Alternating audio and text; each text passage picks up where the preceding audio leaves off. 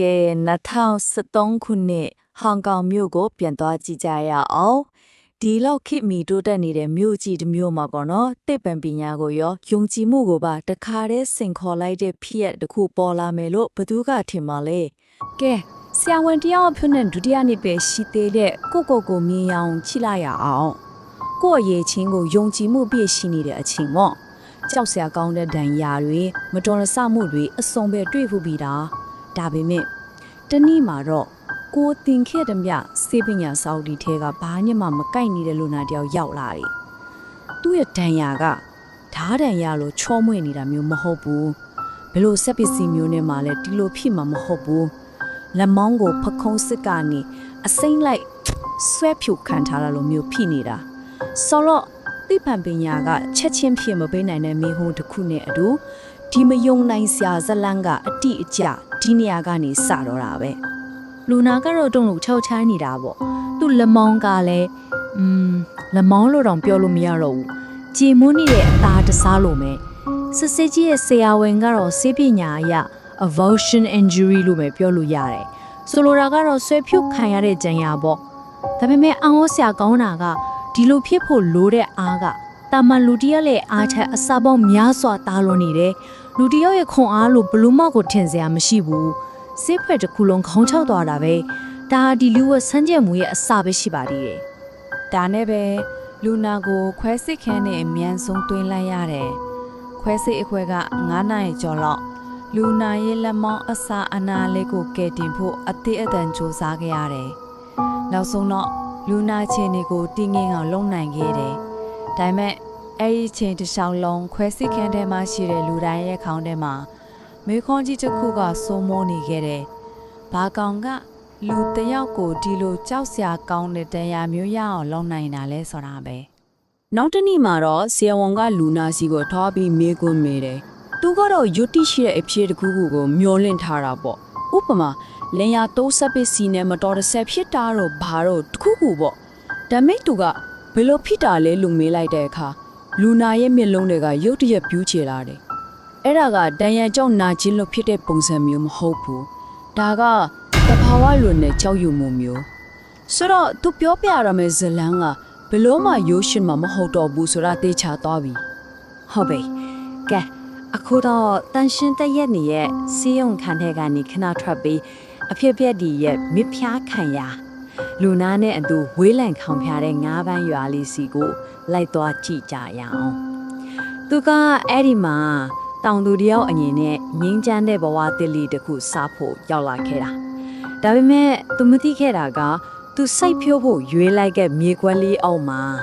ကြောင်မဖွယ်ရလူဘခွက်ချက်တစ်ခုကိန်းအောင်နေရဆိုလာပါပဲသူလည်းမြေကိုရှင်းလင်းပြုပြင်နေတော့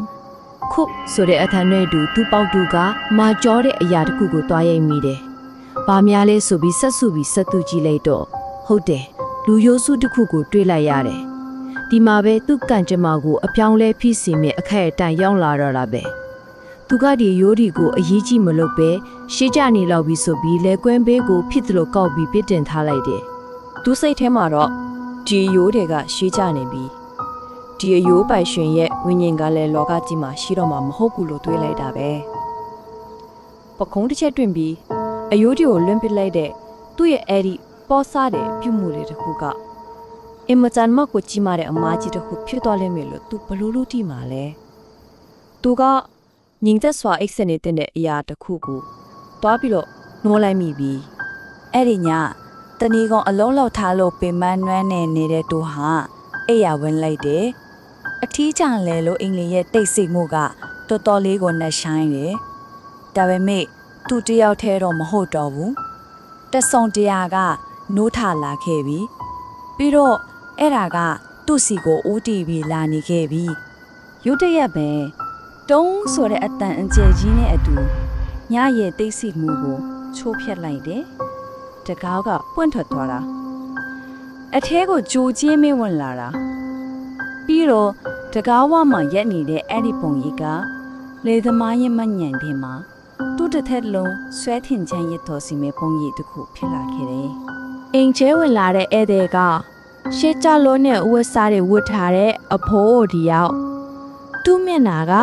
အေးဆက်ခတ်ထန်တဲ့ဒေါ်တာတွေနဲ့ပြင်းနေနေတယ်။ဒါမဲ့လယ်သမားကိုကြောချမ်းသွားစေတဲ့အရာကအဲ့ဒါမဟုတ်ဘူး။အဓိကဒီအဘိုးမှာလက်တစ်ဖက်မရှိနေတာပဲ။အဲ့ဒီနောက်ထိုပုံကြီးကစကားပြောလိုက်တယ်။သူ့ရဲ့6ကပ်ကအတန်းကအခန်းငယ်လေးတစ်ခုလုံးကိုကြောက်မက်ဖွယ်ရခန်းစားမှုတစ်ခုနဲ့ဖုံးလွှမ်းသွားစေတယ်။သူပြောလိုက်တာကငါလက်ကိုပြန်ပေးလက်သမားတော့ကြောင်းလန့်နေတာမှမိမဲ့ပြန်ခုခံလို့ရလောက်ပဲလို့ထင်ခဲ့မိတယ်။ဘာလို့လဲဆိုတော့အဘိုးကအရန်ကိုအိုမင်းပြီးအားနေနေတဲ့ပုံပေါက်နေတာကိုဒါပေမဲ့အဲ့ဒီဘိုးကသူ့ရဲ့ကြံတဲ့လက်တစ်ဖက်နဲ့လှမ်းဆွဲလိုက်တဲ့အခါသူ့ရဲ့စုပ်ကိုက်အားကတန်ချောင်းတစ်ချောင်းလိုပဲမာကျောနေခဲ့တယ်။အဲ့ဒီလိုအိုမင်းချောက်ကနေနေတဲ့ခန္ဓာကိုယ်နဲ့လုံးဝမလိုက်ဖက်တဲ့တဘာဝလုံခုနာအားမျိုးပဲအဲ့ဒီချိန်မှာပဲလက်သမားသဘောပေါက်သွားတယ်။သူရင်ဆိုင်နေရတာလူမဟုတ်ဘူးဆိုတာကိုပေါ့နောက်ဆက်တွဲခံစားလိုက်ရတာကတော့ဘလို့မှနားလည်နိုင်စွာမရှိတဲ့ပြင်းထန်လာတဲ့ဝေဒနာပဲသူ့လက်ကြောင်းထဲကနေအော်တန်လက်ကြီးတစ်ခုထွက်လာတယ်ခံစားချက်ကသူ့ရဲ့လက်မောင်းကိုခန္ဓာကိုယ်ကနေအစင်းလိုက်ဆွဲဖြောက်ခံလိုက်ရတယ်လို့ပဲပြီးတော့ကန်ကောင်းတဲ့လိုပဲဆူရမလားအရာအလန့်အမောင်ကျသွားခဲ့တယ်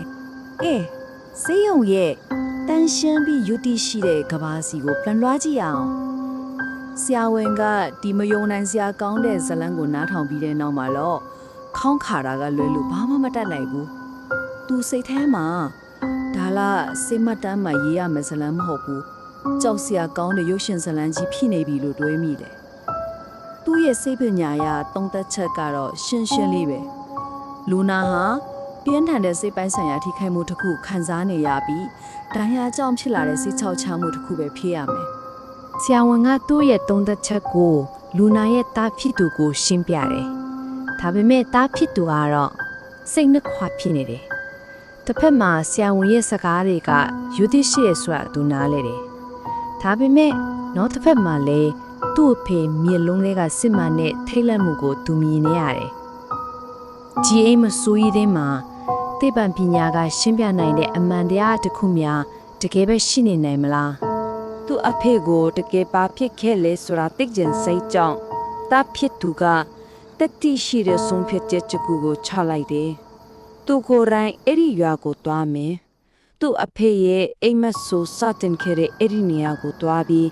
အမှန်တရားကိုရှာဖွေမယ်။အဲ့ဒီအမှန်တရားကဘယ်လောက်ပဲကြောက်စရာကောင်းနေပါစေ။အရင်နေရာကိုရိုးသွားရဲ့အခါရာအလုံးကသူ့ဖေပြောပြခဲ့တဲ့အတိုင်းထပ်တူကြားနေတယ်။ဒူးဆော်ထားတဲ့မြေကြီးတွေကြံ့ကျဲနေတဲ့အယိုးတွေပြီးတော့တွေးပြက်စရာကောင်းတဲ့တွေးရှိမှုတစ်ခုကိုသူတွေးလိုက်တယ်။ရှေးရောက်ရိုးစုမှာလက်တစ်ဖက်ပြောင်းနေခဲ့တယ်။တကယ်ပဲပြီးတော့အဲ့ဒီရိုးတွေကြားထဲမှာမြေကြီးပေါ်မှာလေးလျောင်းနေတာတခြားမဟုတ်ဘူးသူ့အဖေရဲ့ပြတ်တောက်နေတဲ့လက်မောင်းပဲအဲ့ဒီမဖြစ်နိုင်တဲ့ဇလန်းဟာအမှန်တရားဖြစ်ချောင်းတက်တည်ပြနေတဲ့ကြောက်မဖွယ်ရာတက်တည်ပဲအဲ့ဒီအခက်အတဲမှာပဲအဲ့ဒီရရရည်တင်ချိုင်းပေးမှရက်အနီရင်တားခစ်သူအတွက်တော့သူ့ကဘာကြီးတစ်ခုလုံးပြောင်းပြန်လန်သွားခဲ့တယ်လက်တွေ့ကဘာနဲ့အိမ်မက်ဆိုချာကစီဟာလုံးဝကိုပျောက်ကွယ်သွားခဲ့ပြီကြောက်မက်ဖွယ်ရအမှန်တရားကတော့ဘလို့မှညင်းလို့မရတော့ဘူးဒီလိုနဲ့ပဲဒီဇလန်းကတော့အဆုံးသတ်သွားခဲ့တယ်ဒါပေမဲ့ကြောချမ်းစီလာကောင်းတဲ့မိခွန်းတစ်ခုတော့ကြံနေခဲ့တယ်ဟုတ်တယ်ဝိညာဉ်ကသူ့လက်ကိုပြန်ရသွားပြီဒါပေမဲ့ထူတဲ့တဲ့ကျဉ်တ်သွားပြီလားငိမ့်ချမ်းသွားပြီလားဒါမှမဟုတ်အဲ့ဒီမြေလျောက်ခံတင်ချမ်းရဲ့အမောင်ထုထဲမှာနောက်ချက်တစ်ခုခုကိုများစောင့်မျှော်နေလုံးပဲလား